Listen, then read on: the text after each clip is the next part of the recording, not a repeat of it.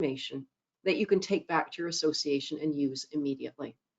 These webinars also give us a chance to help you see some of the work that we do. So when you're looking for help, you'll think of us. So let's talk about why this matters. Governance versus operations is really critical, because if the board is focused on operations, then they are not focused on governance. It's really that simple. It's not just a question of getting in the CEO's way and making their job more difficult, but the reality is it is the board's job, and the board's is only responsible for this, for governance. So if they're too busy with other things, they're too busy doing the CEO's job for them, then nobody's doing governance, and that's serious. Second reason it matters is from a productivity perspective. The whole association, and in particular the CEO and the staff, they really need direction from the board, and they need the board to be focused at a high level. And if the board is doing that, it means they are going to be more productive. They're going to be getting the answers, the decisions, the strategy back to the staff and disseminating it so the staff can actually move forward.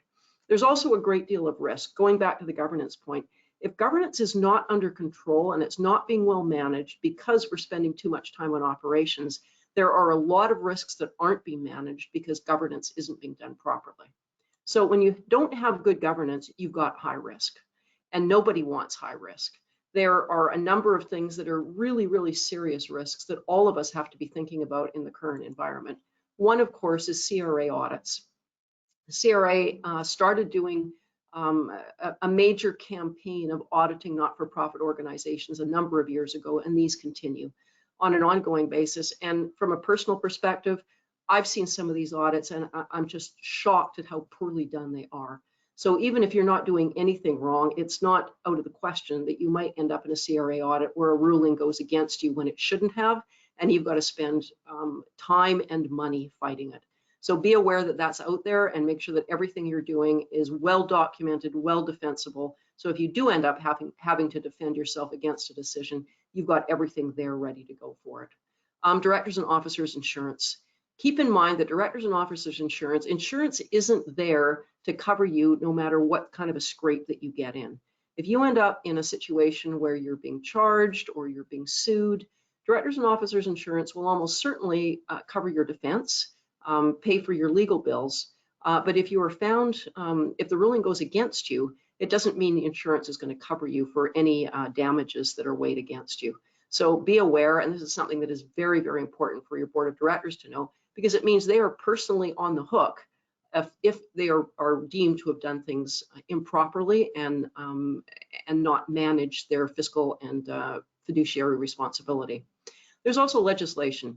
It's really hard for everybody to be on top of every kind of legislation that potentially touches us, but these are just a few examples of the legislation that boards of directors and associations are touched by. Anti-competition, obviously, particularly if you're a trade or industry association. Anti-spam legislation, privacy legislation, human rights legislation. All of these things are things that we could potentially be in violation of. So we need to make sure that the board is on top of that, and that is part of their governance responsibility. What we're really looking for in the event that we have a really good delineation between governance and operations, everybody knows what it is and everybody follows it, this is what success looks like. First of all, we have the right people. Keep in mind, there are some people that choose to get on a board because what they really want to do is to muck around in operations. They're really interested in operations. They like the association. They want to get involved. They don't really want to be doing governance. They want to be doing operations. Someone like that doesn't belong on the board, but they might be awesome on an operational committee. So really think about the people that you're nominating for the board. Make sure that they have the right attitude and they're the right people there. If you are in a successful situation between governance and operations, your board is well trained, they are engaged, and they're very effective. You have strong and visionary leadership coming from the board. You've got strong governance, and strong governance also includes good, strong bylaws, policies, and processes that are there, that are documented and are being followed. And then coming back full circle, you also have a steady pipeline of directors who really want to get onto the board and do governance. Now, keep in mind about this pipeline. People who want to do governance and they enjoy being on a board so that they can practice good governance, if they see that your board is really operational oriented, they're not going to want to be part of it. So if you want to, it's a cycle, it's a virtuous cycle. The more good governance you're doing, the more people you will attract onto the board who want to be part of that governance life cycle. So what we're going to do today is I'm going to start off by giving you a couple of real life case studies. These are things that I've actually observed have happened. I'll give you an example of how it came about, and I'll let you know what the outcome is. And we're using these examples so that you can see firsthand what are some of the challenges when the board is messing around in operations and not taking care of governance. We'll talk about what directors need to know, and I'll finish up by giving you some tips for how you can keep your board out of the kitchen. Okay, let's start with this case study. Our fictional character, names changed to protect the innocent, is Robert. Now, this is a small organization, and Robert has been with the organization for a long, long time. In fact, he was there before the CEO was there, so his tenure is actually considerably longer than the CEO. There are no term limits for directors, so most of the directors have been there for donkey's years. And because there was a fairly long gap between the current CEO and the last CEO, the senior management of the organization was for a fair period of time actually reporting to the executive committee. So there is unfortunately a tendency on Robert's part to think he reports to the board, not to the CEO. He's senior management within the organization. The board is very happy with him. Some of the directors would arguably be considered to be friends of his. But the problem is, even though Robert is very capable, he's not performing. Robert is internal poison. Very, very difficult person inside the organization. And in fact, the CEO had already lost one staff member specifically because of Robert. Now, over the course of time, the CEO had noted to the board that there were performance issues, just to keep the board in the loop, and the board really brushed them off. Because as we said, the board's very happy with him. As far as they're concerned, Robert is just great. Well, time goes on, the CEO can't find a way to make things work with Robert. So the CEO terminates Robert and then informs the board. So this is when the challenge starts.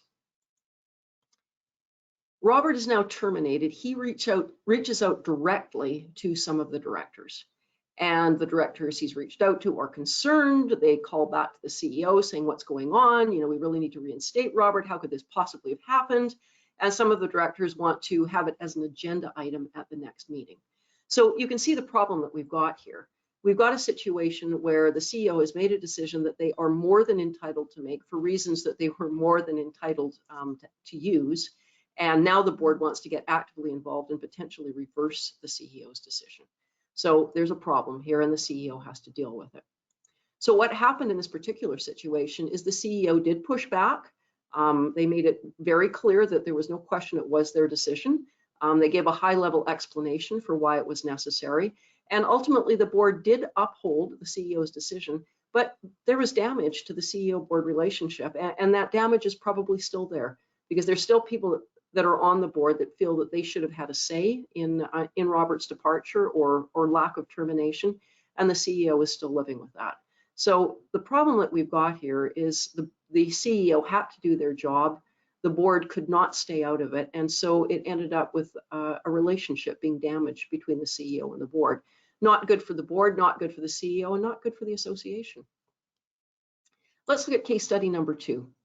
In this case, we've got a mid-sized association. They're fully staffed. They've got a marketing director, and they've engaged a reputable marketing firm to help them with a major initiative. They're going to do a national marketing campaign. It's going to be across Canada. It's a big investment for them. It's promoting their profession. It's a source of real professional pride for their board and for their members, and there's a lot of excitement around it. So we've got our marketing director working on this under the direction of the CEO. We've got a marketing firm engaged. The board has already approved the budget and the high-level outline from the marketing firm. Now the board is so excited about it, they want creative input into the national marketing campaign. Well, that's a problem. This is an operational issue. The board has already done their high-level work, and now they want to get roll up their sleeves and get actively involved. So you can imagine how difficult it would be to put this campaign together if we had constant board input and requests for changes and direction to the marketing director, direction to the CEO, and even potentially direction to the marketing firm. So the outcome in this particular situation is the CEO pushed back. The board did receive regular updates at a high level. Ultimately, the campaign turned out really well and everyone was happy. But keep in mind, what if the campaign hadn't turned out really well? What if something had happened that was no fault of the CEO or the marketing director? The campaign just hadn't gotten traction.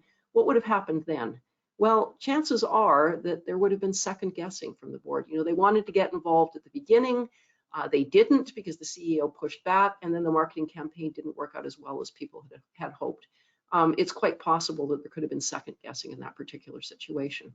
So what we've got here in both situations is not just a lack of CEO delegation, but really something potentially resembling emasculation. You think about the ability of the CEO to hire people, to let people go, and when the board of directors gets involved, they're essentially sending the message to the CEO, you don't know what you're doing. We know better. We haven't been involved at all, but from a distance, we think you've made a bad decision. So we're going to get involved and we are going to take over the decision making for you. That's a very bad message to be sending to the CEO. If the board really feels that the CEO doesn't know what they're doing, then they should be replacing the CEO, not sporadically helicoptering in and taking over the CEO's job. Same thing with a national marketing campaign. This is clearly and unequivocally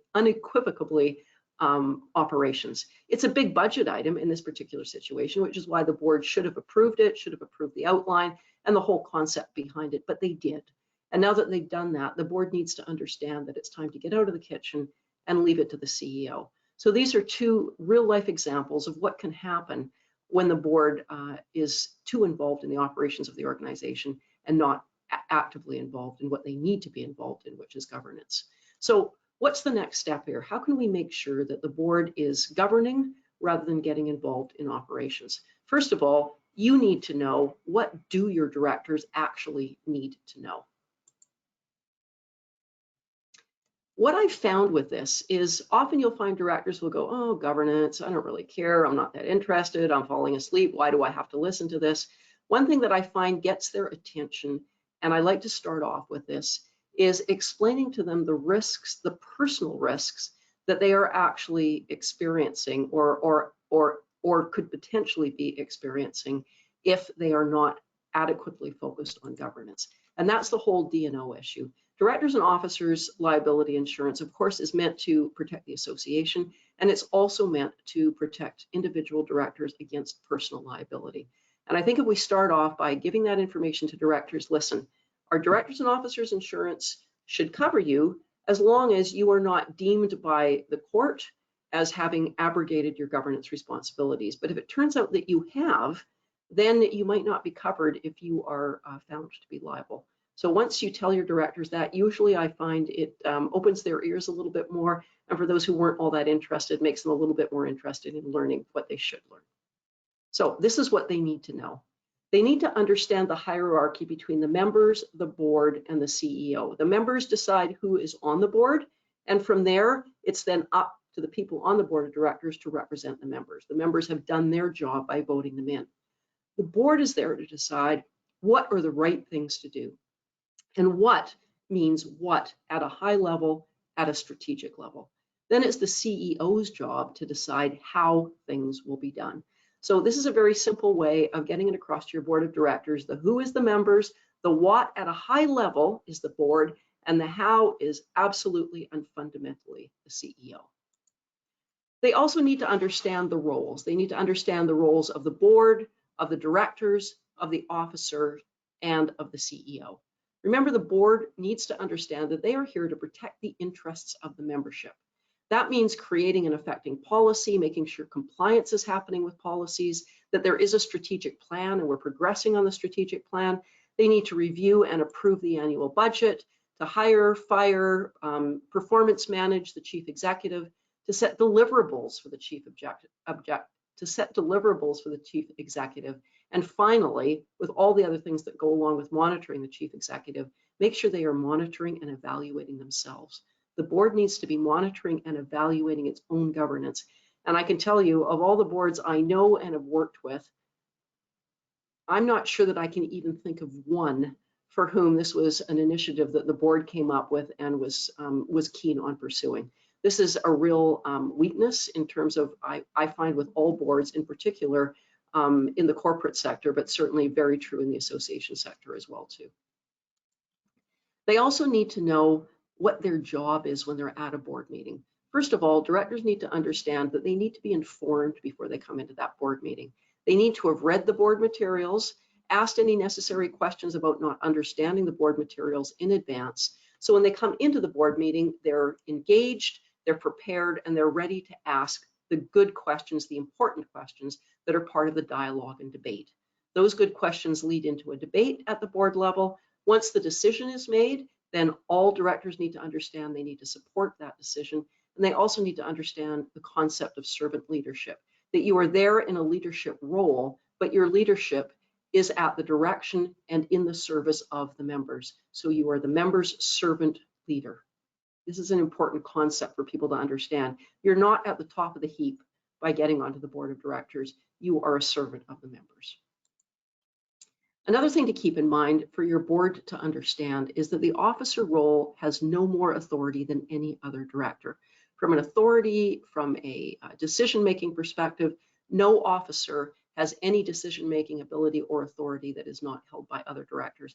And it's important for people to understand that, because often you'll find at the board level, sometimes you're seeing directors saying to the chair, well, what do you think? Well, what do you think we should do? It's okay to ask that, but they shouldn't be looking to the chair to help them make decisions unless the chair has particular expertise in that area and is the one person on the board that's there to help them out with that. However, there's no question that for officers, there is more work. So when you're recruiting officers, it's important that they understand what the role is. It's work, they are taking on additional work, but they are not taking on any more decision-making ability. The CEO is there to provide the business plan and the budget for approval by the board, and then to go ahead and implement it. And how they implement it is entirely up to the CEO. Once the business plan and the budget are approved, it's up to the CEO to work on the how and getting it done. They're there to manage everything related to staff, office, operating policies, etc. Make sure that they are adhering to all these policies and that there's a way of reporting to the board that lets the board know that they are adhering to what they need to adhere to. Sometimes the board is going to need information and feedback. The CEO is responsible for providing that. We just need to make sure that the board of directors isn't drilling down too far. If the board of directors wants to know how much the organization is paying for a particular piece of software, they're drilling down too far, unless it's just for personal interest, taking it back to their own company. The CEO is also responsible for managing operating committees, and that's a really important thing. We'll get to that in a few minutes. And then with usually the chair or the president, usually the CEO has a spokesperson role for the association as well. Now, I want to talk about committees here, because this is something that I see, it seems to be done wrong almost everywhere. And it is the source of the beginning of the problem about where does operations end and where does governance begin. And part of that is who is in charge of the operating committees. Most organizations, if they have committees, they have governance committees and they have operating committees. And I'll go through that in a minute. Governance committees are board committees and they report to the board. They should report to the board. It's governance and it's their job to report to the board. But often, if we need subject matter expertise and or we don't have enough staff to do everything we need and want to do in operations, we often have operating committees as well too. Those operating committees need to report to the CEO or the executive director because it's operations. When you have a situation where an operating committee is reporting to the board, it's almost impossible for the board to stay out of operations, because at every board meeting, they're getting a report from an operating committee about operations.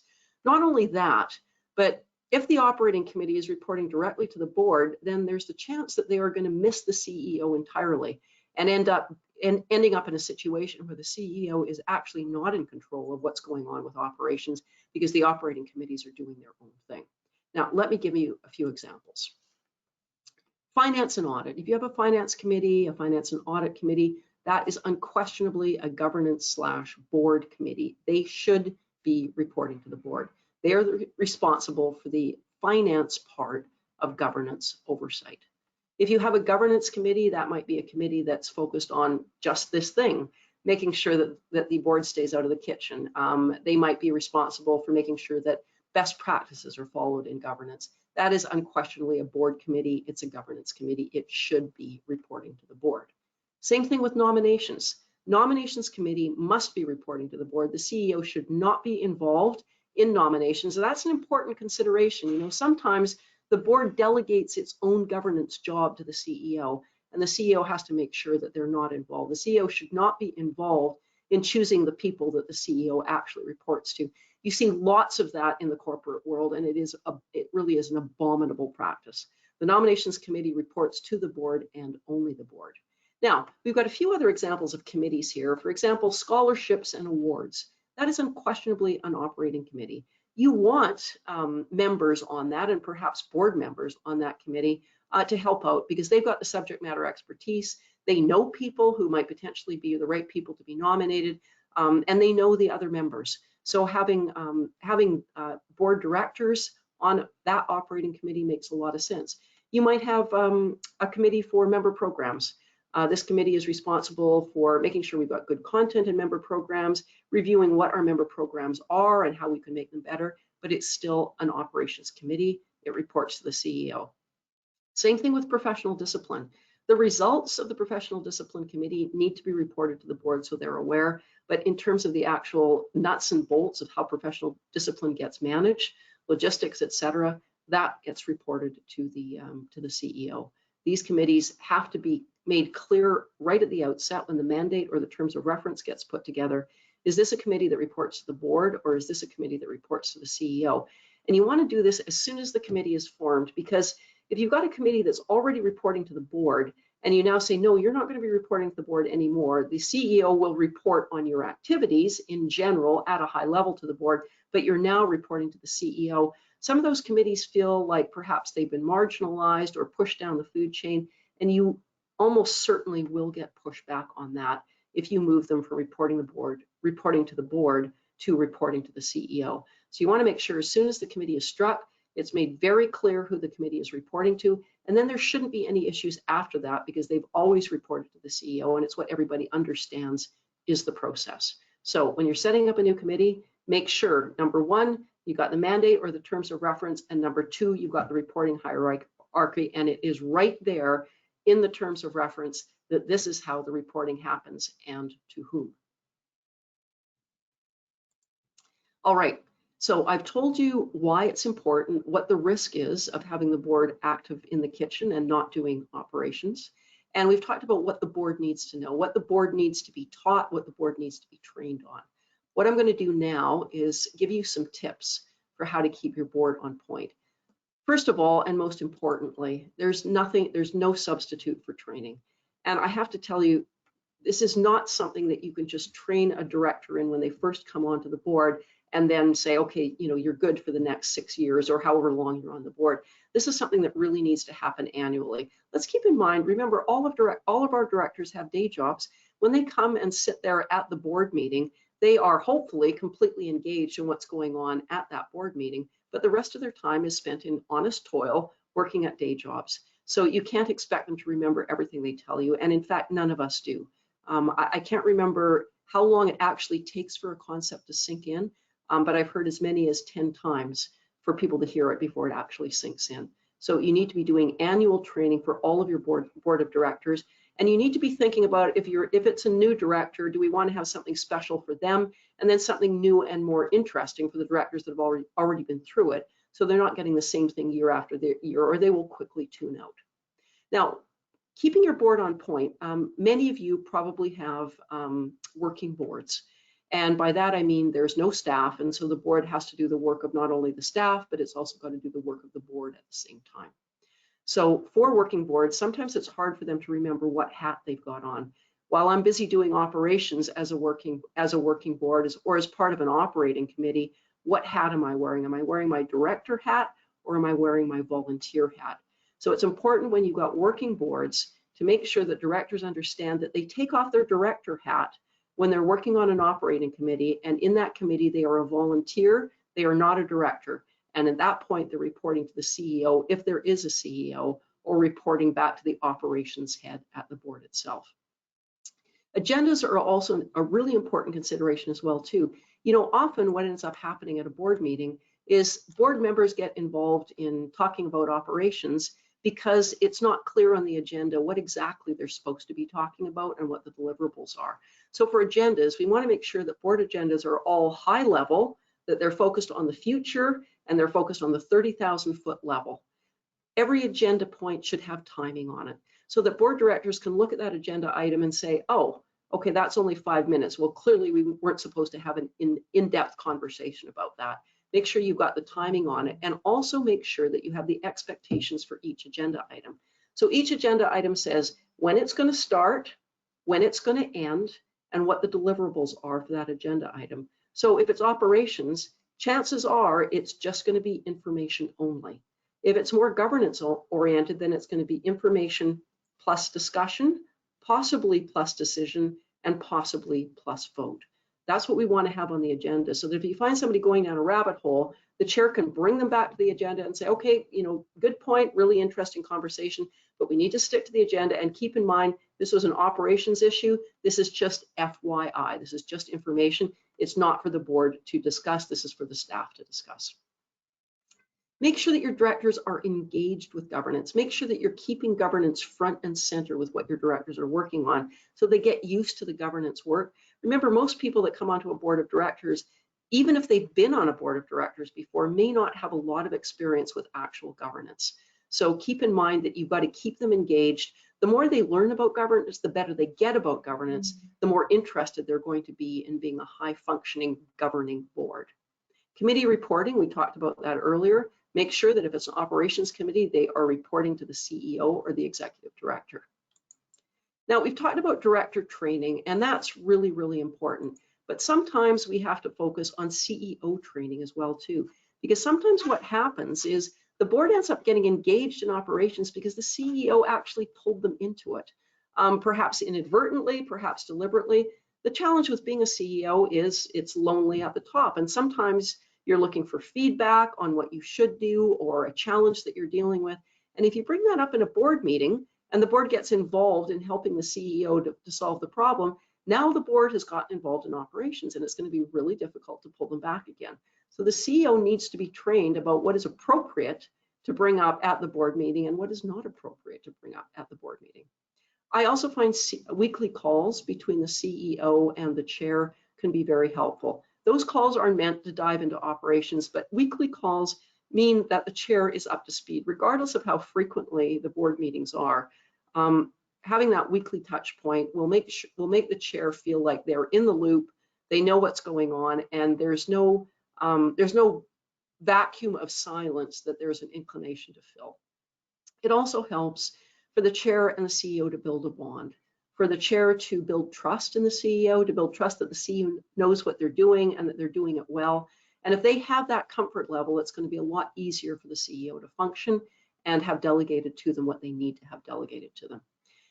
Keep in mind that often I find that CEOs are in the really awkward position of not only being the CEO, but being the governance watchdog at the board meeting. It's always the CEO that has to say, by the way, you were heading down the path into operations, we need to move up to governance. This really needs to be what the chair is doing, and yet so few chairs actually do a good job of this, in part because they're trying to manage the agenda. They've got a number of things on their mind. I really encourage you to look for internal leadership in terms of keeping the board on track actually at board meetings. A governance watchdog can really help. Somebody who really cares about governance, who really cares about keeping the board on track and keeping them out of operations. Just having somebody with that role in a board meeting who can say, okay, putting my hand up, we're delving down into operations here and getting people back on track. It's also a consideration whose voice it is, because often I've heard many directors saying, yeah, I've heard that from our CEO so many times. Every board meeting he's saying, don't get involved in operations. It's like a broken record. Well, it's like a broken record because it's the CEO saying the same thing over and over again. What we need is one of their peers on the board of directors who's saying that same thing. They're going to listen to it and hear it differently than if it's the CEO. Keep in mind, too, what we talked about earlier about having the right people on the board. Director selection is important. Find out before you actually bring the director onto the board why they want to be a director. Keep in mind that we want to have a formal selection process for directors. Directors shouldn't just be anybody who puts up their hand, ends up on the ballot, and the members vote them in. If they get the most votes, they're on the board. You want to have a selection process where they're actually vetted by the nominations committee. they are interviewed, and use the interview process to find out why they really want to get on the board. If they say, I want to give back, find out what give back means. Maybe what they mean is, I have not been really happy with the member programs that we've got, and I really think we could improve them. I want to get involved in that. Great. They belong in the member programs committee. So make sure that you're doing that formal process of that the nominations committee is responsible for, and making sure that you've got the right people on the board. Keep in mind as well too that if you have the budget, it really does help to get third-party assistance. Sometimes the CEO can only say it so many times, or the governance watchdog can only say it so many times. But if you bring in an expert whose job it is to know governance, sometimes you'll find the board will be more willing and have more open ears to the third-party expert than they will to the people that they're used to. And that's just human nature. We don't listen to our parents as much as we probably should, and there's a reason for that, because we've just gotten used to hearing their voices. If you bring in somebody new, just the fact that they're new and they're an outside expert, that can really help. The important thing here is to not leave it up to the CEO. It's just not fair. The CEO should not be in that position, and they should not have the responsibility for being the governance watchdog and keeping the board members out of the kitchen. They've got a big enough job to do. Don't force that back on the CEO. Now, before we head to Q&A, I just want to give you a couple tips for engaging new directors. I mentioned earlier that when you are first setting up a committee and drafting the terms of reference, that's the time to get the reporting hierarchy set up and get it right from the beginning. And it's the same thing with bringing a new director on board. Make sure you train them immediately. Now, remember, new directors are probably going to need a slightly different kind of training than people who have been on the board for a couple of years. So it might be that you do a separate session for your new directors and then a session for everybody, which takes the level of training up a notch. But you want to make sure that the new directors have the basic training that they need so that they understand when they're moving into the other, the more advanced director training. One thing that I find can be helpful is training new directors as a group and alone. Sometimes when you get new directors and it's their first training session, they're in the room with the experienced directors, they might feel embarrassed to put their hand up. They're afraid of looking stupid. If you get directors alone on a Zoom call, only new directors on the call, where they can feel that they're not asking potentially a foolish question in front of the other directors, you will get more input, I find. So that might be a way something for you to consider. Make sure that you connect them with other directors so that they have somebody that they know, that they're building a relationship with, that they can call on, so they're not floundering around on their own. And also, this is a good way of helping to expand the training, because by getting mentorship from the other directors and friendship with the other directors, they have the opportunity to potentially do a better job. Make sure that in the early stages of being a new director, that both as the CEO and the chair, you have regular touch points with your new directors. How are things going? How did your training go? How are you enjoying being on the board? And pump their tires. Remind them of why they were chosen to be on the board and what the unique perspective is that they bring to the board that makes them so valuable to the board. Okay, we've talked about why we need to have directors out of the kitchen and focused on governance. We've talked about the risks, what happens if we don't have effective governance. We've talked about what directors need to know, and I've given you some tips for keeping directors out of the kitchen. So if you feel this is something that you want some help with, we do have a leadership support system. If you're interested in finding out more, you can reach me at this email address.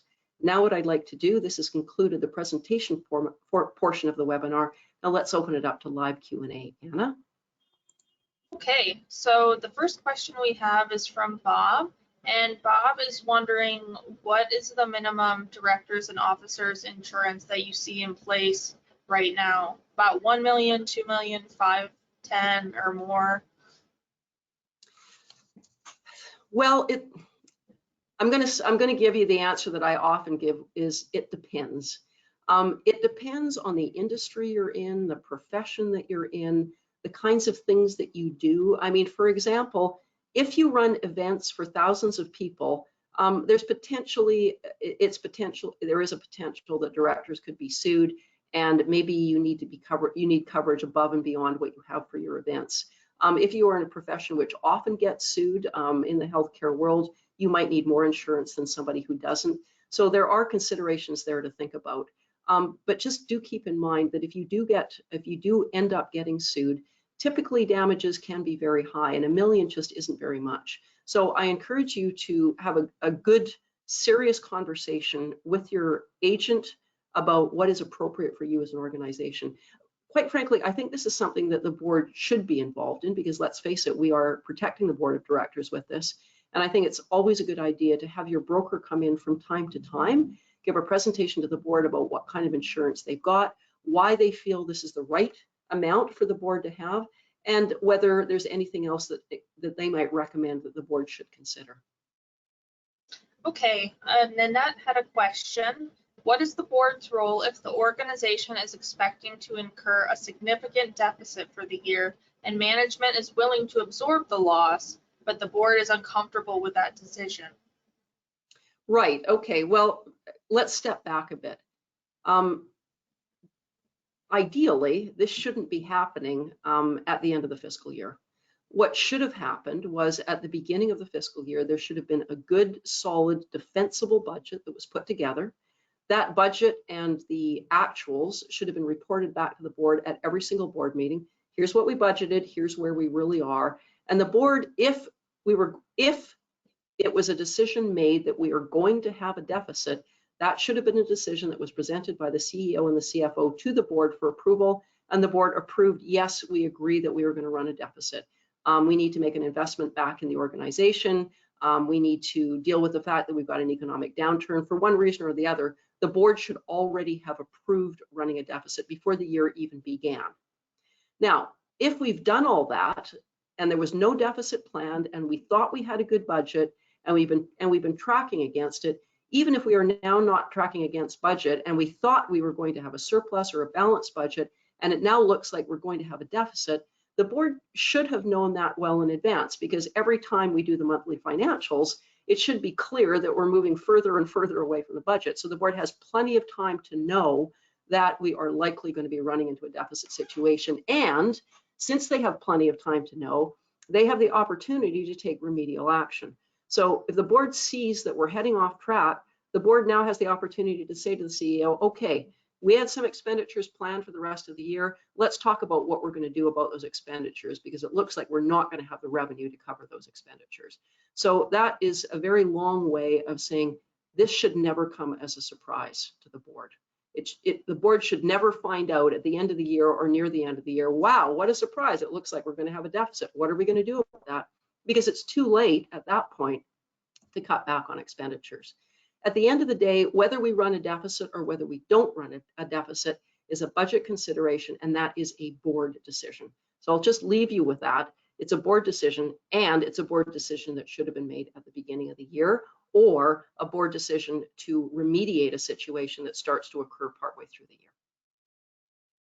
Okay, our next question is from Matthew. Matthew says, my board is working to shut down our organization. Is this direction responsive to their judiciary duty to the organization? Say that again, Anna. What was, if you could repeat? Yeah, so it sounds like Matthew's board is working to shut down their organization. And so it sounds like Matthew is wondering if that is within the board's judiciary responsibilities. Right, okay, right. So basically, does the board have the fiduciary right or responsibility to shut down the organization if it is appropriate? Well, not knowing the background here, I can only suggest a couple of considerations. First of all, if the board is looking to shut down the organization, the members should have been involved. This isn't something the board should just be doing without member input. So that's an important consideration. Have the members had an opportunity to comment on this? Why is the organization getting shut down? Is the organization getting shut down because we've hit a wall, we're now out of money and we simply can't continue to operate? Well, there's really not any choice in the matter at that point. And it is the director's fiduciary responsibility to manage that in as clean and efficient a way as possible that's not going to leave the board of directors or the association with any ongoing liability. So it really depends on how it came about, what the reasons were for it, if it's financial or not. But certainly this is something that the members should have had active input to. Okay, our next question is from Barry. And Barry says, we've moved our board several years ago to a proper governance model, but what they don't do a good job on is monitoring and evaluating their own performance. In fact, they have simply dropped this even though they have been trained and it is their responsibility. Do you have any strategies to improve this?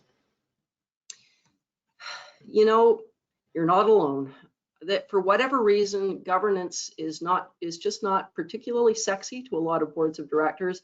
And you can train them till the cows come home, but at best, they'll follow the training, but they won't do the extra work of evaluating their own governance. You can't make them. It's something that directors have to decide on their own. And if they only play lip service to it, you're not actually going to get them really monitoring and evaluating it. I would suggest that every time you give the board training, which again should be annually, that you bring this up again and again. Explain why it's important, that the better they get at governance, the better the association will be, the more effective the association would be, the more strategic the association will be, and the more successful the association will be. If you can get somebody to come in and talk about how they, on a board that they're working on, started an evaluation process and how well it worked for them, that would really help as well too. But like I say, you're not alone. This one is a really tough one, and it's probably, I think it really is the hardest nut to crack. I have not seen any board do this quickly or easily. So keep at it. It's going to take time. Okay, next question is from Bonnie, and Bonnie says, one of our so-called governance committees is health and safety, and it's more akin to an operating committee. Do you have any tips on how to handle shifting this committee out of our bylaws? Oh, it's in your, okay. So it sounds like a couple of questions there. First of all, if the committee's in the bylaws as a standing committee, that it's got to be there, it doesn't mean, unless it says in your bylaws, it doesn't mean the committee has to report to the board. So unless the reporting relationship is actually laid out in the bylaws, it doesn't mean that because it's in the bylaws, it has to report to the board. It just has to exist. So that's the first question. Second question is what is the committee actually doing? Are they doing something that's useful and related to health and safety? Is this something that everybody feels needs to occur? If so, great. Keep at it, and we'll talk about hierarchy in a minute. But if it's not something that's of value or is no longer of any value, then consider taking it out of the bylaws. Personally, I feel that what I'd like to see in bylaws is that the board has the ability to appoint any committee that they wish or dissolve any committee that they wish and decide who can sit on that committee. Let the bylaws delegate it to the board. And then if you want to get more specific about what you will or won't have or how it's going to be managed, you can put that in a policy.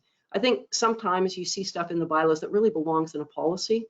And the advantage of a policy is it's something that is determined by the board. And if it's something that the board should have the decision on ultimately, then it doesn't need to be in the bylaws. Pull it out and work through your policies to make that happen. Now, your question was, I've got a health and safety committee that reports to the board, and it sounds to me like they're also doing governance as well too. How can I pull them out? If they are truly doing operations, the first step is training. So going through your training and then noting to the board, okay, here's all the committees we've got. Do you think this is an operation committee or a board committee? And if you've got a third party in there to help out with that, that really does help, because if you've got a third party coming in and going, no, that's clearly an operating committee, that will have more impact than the CEO saying, this committee should be reporting to me. Because as the CEO, it often sounds like you're talking your own book, and that's why it can be more challenging. So with that, I think, first of all, training is definitely a possibility. That will definitely help. If you're already doing it, then you might want to consider bringing in someone to do a governance evaluation / governance review for you. And if they do, that'll be something that comes up in that governance evaluation and review. Why is this committee reporting to the board and not to the CEO? Those things can both help.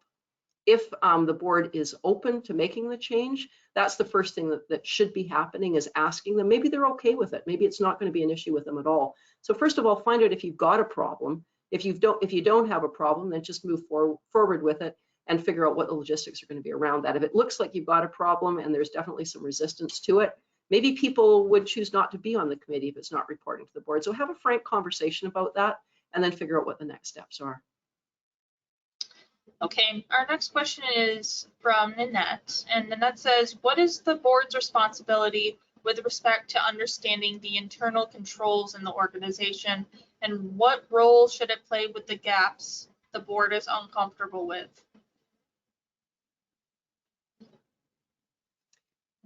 Okay, what I think I heard the word how in there. Is that correct, Anna? Yeah, so it looks like we're talking about board's responsibility in trying to understand things that go on behind the scenes that the board may not see. So kind of getting the board to a place where they're comfortable enough with understanding what's going on without knowing the nitty-gritty. Right, okay, really good point. How is really the operative word here. As soon as you're getting into the how, chances are you're getting into the CEO's mandate, and you're getting too involved in operations. It's very important that the board knows that there are internal operational controls and what they are.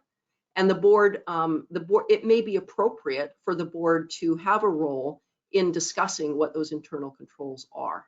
Beyond that, the board should not be getting involved at all. However, the CEO should have a way of reporting to the board where it is stated that here are the internal controls, and yes, we are following them. Not detail on how we were following them, but here's the internal controls, we are following them. If there's a big picture issue that comes up, then that might be something that goes up to the board for an agenda item, but there needs to be a reporting structure such that the CEO is reporting to the board that, yes, I am following these. Now, if the CEO says they're here, the board's good with them, and the CEO says they're following them, that should be good enough for the board. If it's not good enough for the board, then they don't trust the CEO, and there's a bigger problem there.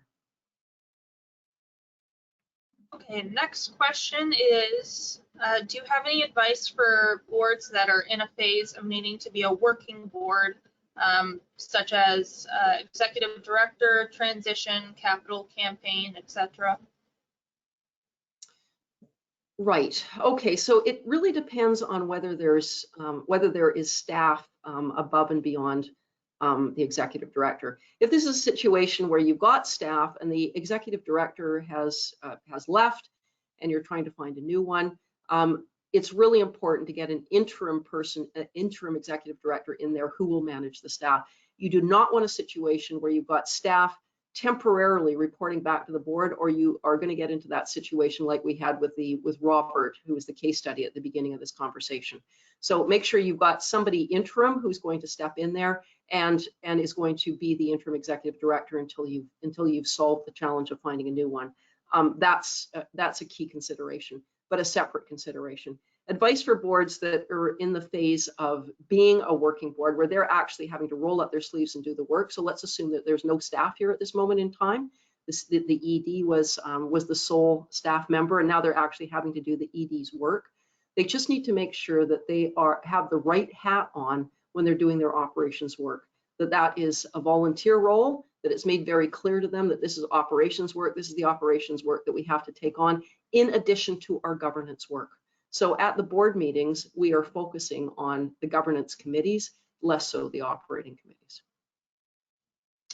Okay, next question is, what happens when the issue is between the executive director and the chair, where the chair is meddling in operations?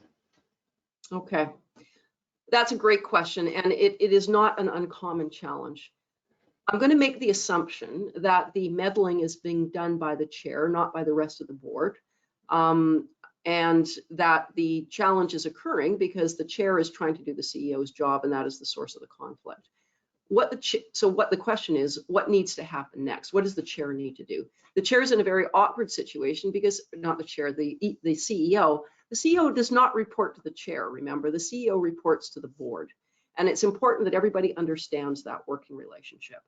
At this point, it is probably appropriate for the CEO, first of all, has the CEO talked to the chair about the fact that they're meddling in operations? Sometimes out of a desire to avoid conflict, maybe this conversation hasn't even happened, and it has to. So if the conversation hasn't happened between the CEO and the chair, that has to happen now. I also suggest that the CEO speak to maybe one or two other members of the board of directors just to get their feedback. You know, where do you think this is coming from? Why do you think it's happening? and how can you help? Because it's really the responsibility of the rest of the board to help the CEO to be able to get through this. So first of all, have a conversation with the chair. And then if that isn't working, the CEO needs to have a conversation, maybe quietly first with a couple of the other officers, and let them decide how they're going to help the CEO to get out of the situation, because it's their job, it's the board's job to solve this. This is a governance problem and it's the board's job to solve it, but the CEO has to identify it first. Our next question is, how much financial detail are you required to provide the directors who are not on the executive committee? Ooh, that's a very interesting question. And I note the distinction between the executive directors, the executive committee, and the rest of the board. The executive committee should not see any financials that the entire board of directors doesn't see. The only thing that the executive committee might see that the rest of the board of directors doesn't see is perhaps some personal details about the CEO that for one reason or another have to be shared with somebody. But as a general rule, the executive committee should not be privy to anything that the rest of the board is not privy to. So the short answer is the directors, if the board of directors wants to see financial information, they should be able to see financial information. It doesn't mean they have a right to see the salary of everybody that's on staff. They do need to know what the CEO is making, but it doesn't mean they have the right to see the salary of everybody else on staff. So it depends on how far they want to drill down.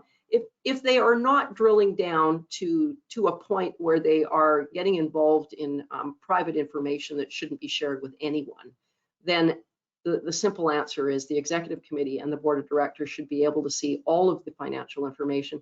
And that includes not only the audited financial statements, but the monthly or quarterly financial statements in whatever form the board has decided that they want to see them. Now, if the board decides that they want to see a whole lot of detail, I mean, they do have the right to make that decision. The CEO can't say, no, I'm not going to show you that. But they do need training on what's appropriate for them to look at, because if they are delving down into a really, really granular level of detail, then we've really got a governance problem. They're not really realizing what they need to focus on. Okay, and our last question is, how do you encourage volunteers to self-govern to avoid appearing defensive? Sorry. Okay, I think what I think I'm hearing there is that's the question from the CEO's perspective. You know, how can I have somebody else on the board be the watchdog for this, so that I'm not always the one that has to put up my hand as the CEO saying, hey, that's my job, stay out of my kitchen. I get that, and it really is so frustrating, and it is so true that so many boards expect the CEO to take that responsibility on, and perhaps don't respect that as much as they should. Back to what we were talking about earlier, it's really important that if nothing else, even if the board is not willing to evaluate and monitor its own governance, that they are at least monitoring whether they're getting into operations at the board level. And there should be a watchdog at the board level, or somebody who is responsible for making sure that we don't get into the weeds. Now, the chair is the right person to do that. I mean, they are managing the agenda. But if we have somebody else that can help the chair, just in case, sometimes we slip over that line and we don't even realize it until we find ourselves into a full-blown conversation about operations. So sometimes it helps to have someone to back up the chair. They might catch something when the chair is actively involved in trying to manage and facilitate the discussion. Okay, it looks like that's all of our questions for today. Wonderful. Thank you very much, Anna, and thank you all for your questions. Those were great. If you'd like a copy of the slides, just let us know. We're happy to share them with you. You can watch us on YouTube. All of our webinars are recorded, and you can go back and have a look at them. Please keep in mind, if you are not on our event invitation list, if somebody sent you the link, just ask us and we will make sure that we add you to the list. Next month, we will be having a webinar. We'll be having our next webinar in November on member renewal campaigns. And in October, we're going to be having a webinar on policies. So we're looking forward to seeing you then. Anna will follow up with you for your feedback. If you've got any thoughts for new topics for webinars or information that you're interested in getting, please just let us know, drop us a line. Thanks, and we'll look forward to seeing you next month.